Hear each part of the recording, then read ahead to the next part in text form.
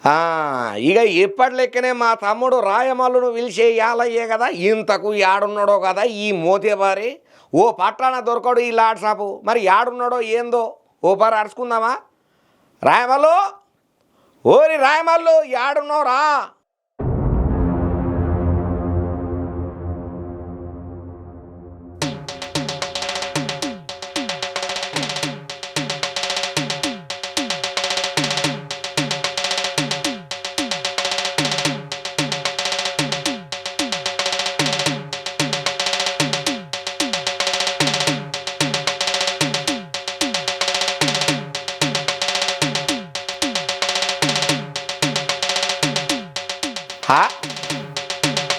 Hago మా రాయమాలు కానీ పిలితే ఈడెవడో పిచ్చి మొక్కపోవడం వచ్చిండు ఓరి పిచ్చోడా నడవవుతారా నేనేదో మా రాయమాలు గాని కోసం చూస్తా అంటే రాయమలుగా ఓ రాయమలుగా ఏడదచ్చినవురా కానొత్తలేదు ఆగో ఓ రాజమల్లన్న నేను ఈ ముద్దుల తమ్ముడు రాయమల్లు ఓసి నీ అన్నాలం పాడగాను నువ్వారా వారే ఈ బిచ్చపోన అవతారమేంద్రా ఇజ్జత్ పోయే కథలు కాకపోతే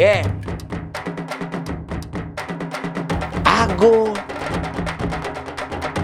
ఆడ ఏం దోవుతానవరా కొంపదీసి ఏమన్నా చంపాన్లా బొంద పెట్టినవా ఏంద్రా అమ్మో ఈడేదో మళ్ళా లేని కథ ముందర వేసుకున్నట్టే ఉన్నాడు కదా అబ్బా అవతలకి పో నువ్వు ఎవడ నింటే నిజం అనుకోగల నేను ఆనందకి వచ్చి మాట్లాడతా కానీ నువ్వు నడవే ఖరాబ్ చేయకు మళ్ళీ మాట్లాడుతూ పోవే ఆగో పీలిస్తేనే కాంత ఆగమాగం కాబడితేవేందిరా నీ అవ్వా నువ్వు పిలిచినా ఒర్రినట్టే ఉంటుంది బావుడు కప్పంతా నోరున్నది నీకు ఎవరన్నా చూడగలను నీకు దండం పెడితేనే పని ఖరాబ్ చేయకే పోవే నేను మళ్ళీ మాట్లాడతా ఆగో ఎవరు వస్తాను మో ఆగో గాదేంద్రా గట్లనా పడితివి అసలు మ్యాటర్ ఏందో చెప్పకుండా ఎందుకంత ఆగమవుతున్నావురా వారి ఏమైందిరా నీకు నిమ్మకాయలేడన్నా దొక్కినవా ఎట్లా ఆగో నీకు దండం పెడితేనే ఎవరన్నా రాగలనే పని మధ్యలో ఆగిపోతుంది సావదొబ్బకి నేను ఇంటికి వచ్చినాక ఇవరంగా అన్ని విషయాలు చెప్తానే నీ పోవే నీకు దండం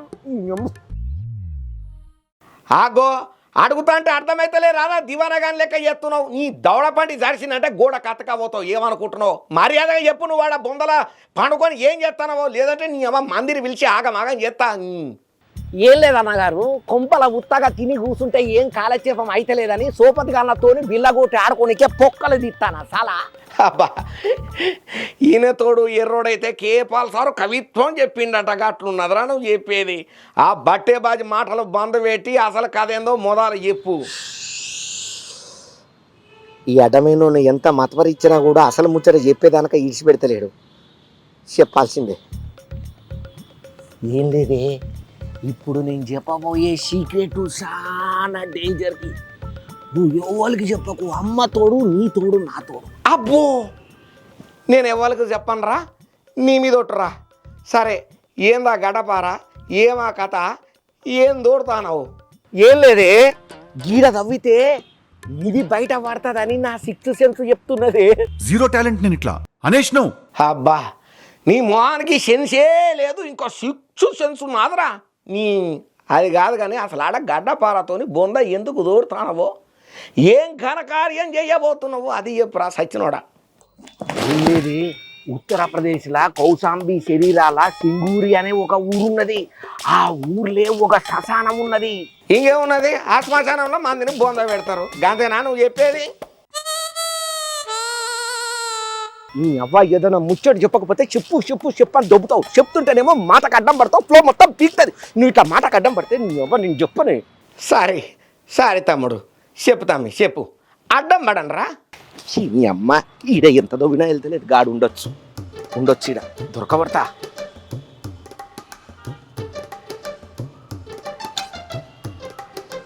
అయితే ఆ ఊర్లో ఒక పెద్దన్న ఉన్నాడు ఆయనే ఆ ఊరికి పెద్ద మనిషి ఆ అన్న పేరు ప్రజుమ్మ నారాయణ సోని అయితే అన్న ఊళ్ళో ఉన్నటువంటి శ్మశానాన్ని పెద్దగా డెవలప్ చేద్దామని మంచిగా కట్టాలని చెప్పి జేసీబీలతో శ్మశానానికి పొక్కలు తోడుడు పని స్టార్ట్ చేసిండు అట్లా పొక్కలు తోడుతాంటే తువ్వంగా పాతకాలం నాటి పురాతనమైన నిధులు బయటపడ్డాయట అబ్బా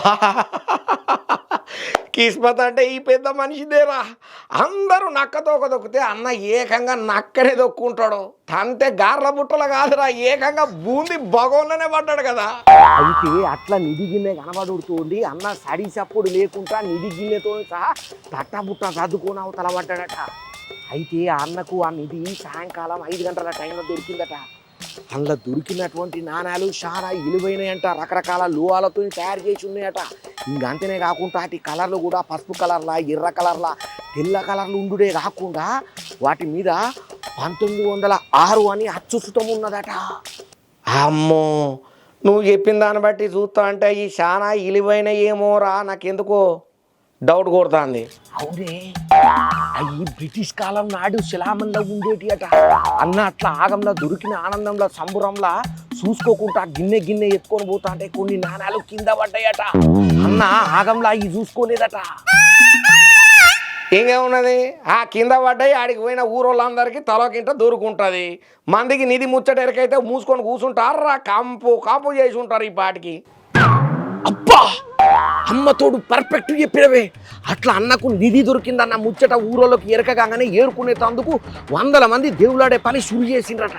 మరి అట్లా దేవులాడంగా ఎవరికన్నా ఏమన్నా దొరికినాయంటనా? అవునన్నా, ఆ ఊరోళ్ళు అట్లా దేవులాడంగా వాళ్ళకు కూడా 15-20 నాణాలు దొరికినాయట. పోలీస్ పెద్దసార్లు వాళ్ళకు సంజాయించి ఆ నాణాలను తీసుకొని ఇంకంతేనే కాకుండా పురాగా యువరంగా అన్ని ఈశాలను సేకరణ చేసి దర్యాప్తు చేస్తున్నారట. కేసును ఫైల్ చేసిల్లట. ఇంకంతేనే కాదు, పురావస్తు శాఖ వాళ్ళకు ఈ నాణాలను ఇచ్చి అసలు ఏంది సంగతి కథ కమానిష్ అని అరుచుకునే పనులు ఉన్నారట పోలీస్ పెద్దసార్లు. దొరికిన వాళ్ళు కొంతమంది హ్యాపీగా ఫీల్ అయితే, దొరకని వాళ్ళు మాత్రం జనంత నర్వస్లోనే ఆ పెద్ద మనిషి ఇంటికాడికి పోయి కయ్యానికి దిగిండ్రట. ఆ నిధి మన ఊరికి సంబంధించింది, నువ్వు ఒక్కని ఎట్లా తీసుకుంటావు అని చెప్పి పెద్ద లుల్లి చేసేసరికల్లా ఆ సిలికి గాలవనై శివరాకర్కి పోలీసు పెద్దసార్ల దొరకపోయింది మ్యాటరు. ఇప్పుడు పురాగా సమజైందిరా నీ స్టోరీ. సేమ్ మన పాత సినిమా కాలంలో ఉన్నట్టు ఆ పోలీసులు క్లైమాక్స్లో వచ్చినట్టే వచ్చిల్లు కదా. అవునే, పోలీసు వాళ్ళకి ఎరకైతే ఆ పెద్ద మనిషి ఎందుకుంటాడు, జంప్ అయిండు. అబ్బో, మరి ఆ పెద్ద మనిషి జాడ దొరికినట్టేనా? పోలీసు సార్లు దొరకబట్టినరా? ఏమంటున్నారు? లేదే, పరార్లు ఉన్నాడట. పోలీసు పెద్దసార్లు ఇప్పుడు ఆయనను దేవులాడే పనుల పడ్డారు. అంతే కదా, అయినా మనసులో ఆలోచన అలాగే ఉంటుందిరా వారి. మామూలుగానైతే గిట్ట తవ్వకాలల్లో ఏమైనా నిధులు దొరికినాయి అనుకో, అవి సర్కారుకు చెందినాయి కాబట్టి ఒగాలట్ట దొరికితే పోలీసు సార్లకు అప్పచెప్పాలి, ఇన్ఫర్మేషన్ ఇవ్వాలి కదా. వాస్తవానికి ఇవ్వాలనే, కానీ మనిషి ఆశాజీవి కదా, పానం ఒప్పోదు అట్లా ఇయ్యనికే. ఎంత సంపాదించుకున్నా నాకే కావాలి ఇంకా కావాలని ఆరాటం ఎక్కువ ఉంటుంది కదా. ఇంకేమున్నది, ఆ పేద మనిషి కూడా గిట్లనే ఆశపడి ఆ నిధి గిన్నెను ఎత్తుకొని అవతల పడ్డాడు. Very simple. ఇప్పుడు వాళ్ళ కథ తెలుసుకొని నువ్వు ఈ పని ముందర వేసుకున్నావారా చిడబుట్టినోడా? అయినా గలీజ్గా జబ్బకుగా సంచేందిరా, తలకు మాసినోడా, ఇజ్జత్ పోయే కథలు కాకపోతే. అగు ఏందే గట్లంటావు? ఇప్పుడు గా పెద్ద మనిషికి నా లెక్కనే ఆలోచన ఉండి తెలివి ఉంటే గిట్ల ఒకటి సంచి తీసుకుపోయి ఉంటే గిట్ల గిన్నెలకించి నాణాల కింద పడేటి కాదు కదా, మందికి దొరికేది కాదు కదా, ఆగమయ్యేటోడు కాదు కదా, పోలీసులకు సమాచారం తెలిసేది కాదు కదా. అందుకనే ఇట్లా నిధి గిన్నె బయట పడితే అది కింద మీద పడితే మందికి తెలవకుండా ఉండనీకనే ఇగో ఇట్లా సంచి తెచ్చుకునే ఉపాయం చేసిన. ఇన్ని వేసుకొని నిమ్మతంగా పోవచ్చు. ఆడాడ పొక్కలు దూడుతా అంటే ఏడ కనపడలే కానీ నాకు ఈడ డౌట్ అని మనం కొడుతున్నది. ఒక్క నిమిషం ఆగు. టంగంటాంది అక్కు వినబడ్డదని.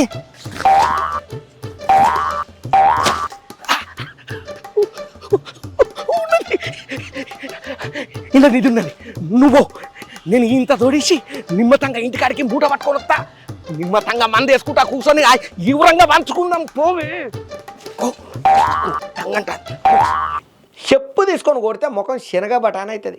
గడ్డపార తీసుకొని గట్లా గ్రౌండ్లో పోయి పొక్కలు తీసుకుంటా కూర్చుంటావు. నీ ఆలతను ఎవరన్నా చూసిల్లే అనుకో, నిన్ను ఇత్తడి ఎత్తారా, ఈ పంత సాపు ఎత్తారు బిడ్డ. ఏమనుకుంటున్నావు? సపదాకా నడా అడ్డమైన మొక్కపోవడా, నా గండాన మోపోయినావు, నాకన్నా ఎట్లా ఇది వచ్చినవురా నువ్వు. పొద్దుగల సంది రెక్కలు ముక్కలు చేసుకొని తిండి తిప్పలు లేకుండా అన్ని పొక్కలు దొడుకుంటూ వస్తాను. ఎవరికి తెలవకుండా దొంగ లెక్క బతుకుంటాను. నిధి కోసం తిప్పలు పడుతుంటే నా ఒక్కడి కోసమా? ప్రతి దాంట్లో అడ్డపడతావు. నువ్వు ఒక్కడిని రాలరా నన్ను ముంచనీకే. దరిద్రపడు నాట్యమవుతావురా. ఎట్లా ఉసురు తీసుకుంటావురా? తీరా నిధి దొరికి సంచిలో వేసుకొని పోదామన్న టైంలో అడ్డం పడుతున్నావు. తాశీలు మొక్కపోవడా. నేను మళ్ళా చెప్తున్నారా రాయమాలు నాకు కానీ మెంటల్ ఎక్కిందే అనుకో బిడ్డ చెప్తున్నా పోలీసులకు ఒక్క ఫోను టిక్క కొట్టిందంటే కోదండం ఎక్కిస్తారు కొడక ఏమనుకుంటున్నావు సకానడు నడతావా పోలీసులకు ఫోన్ కొట్టాలి అగో అంత పని చేయక నీ దండం పెడితే కడుపులో తలకాయ పెడితే అత్తున్నా పో నేను అత్తున్నా పోవే అత్తున్నా పో అబ్బా చూసిండు కదా నోళ్ళ మా ఓని కథ ఎట్టున్నదో ఎవడో ఆశగాడు అత్యాశకు పోతే అతికి గతికి లేకుండా పోయిండు అన్నట్టు పరసొమ్ము పాము వంటిది కదా మరి జనాలు ఎప్పుడు తెలుసుకుంటారో ఏమో కదా అన్నట్టు చెప్పుడు మర్చిపోయినా మీకు కూడా గిసోంటి ఏడన్నా తగిలితే కనుక సప్పుదానగా పోలీస్ స్టేషన్లో పోయి కంప్లైంట్ ఇచ్చి ఇన్ఫర్మేషన్ ఇయ్యండ్రి వాళ్ళకి అప్ప చెప్పుండ్రి లేదంటే జైళ్ళలో కూర్చొని సీకులు లెక్క పెట్టాల్సిన పరిస్థితి ఏర్పడుతుంది ఇటువంటి ముచ్చట్లల్లో మనము పైలంగా ఉండాలి సరే మరిగా మన ధమాకా దుమ్ము దులిపే ఆర్తలల్లా మిగిలిపోయిన ఆర్తలు కొన్ని ఉన్నాయి కదా ఈయన కథ ఆడబెట్టి ఆ కథ చూద్దాం పాండ్రి